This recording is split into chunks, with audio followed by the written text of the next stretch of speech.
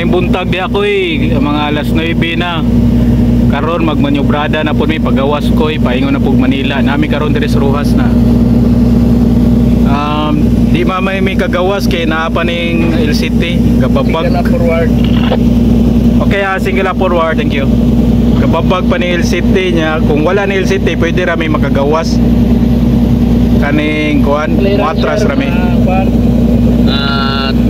18 meters, 18. Okay, 18 meters clearance sa Pruwaki, thank you.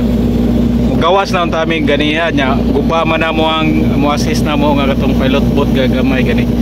Di man ka assist. Nya naaman siya kabalagbag. Di mi kagawas mo na pagawson sa ninamo. Pwede ra ni siya na gakuha ni siya galong side makagawas mi bisag guba patong kuan kay mo 45 mga 20 degree raman mi manyobrada ibuka lang po pa atras gawas dayon kanina man ni balagbag gamay magay piyot magayo kay di man mi sayang pwesto mo kuan mo 5 boat magawas nya pa man ning LCT karon gakargag bato na mugawas ni siya mo manyobrada pagawas abot man niya nga mugawas ni kami dahil musunod atras nami. Salamat parikoy, mayong buntag. God bless, bye bye.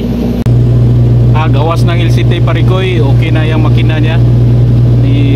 Nakuha man siya, na-delay siya gamay kaya gamay problema sa kuha.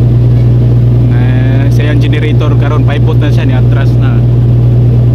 Magawas na din siya karon. Piyot magugay ni stanan god ang space diri ang lugar diri sa Kulasi. Mao nang gamay kay siya kag maneuvering space diri. Pagawas naman din siya. Okay ning LCT kay twin screw pwede atras abante dali kay kagatuyok.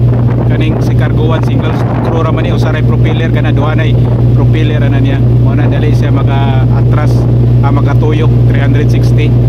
Mao to pare ko ini gawas na musunod din may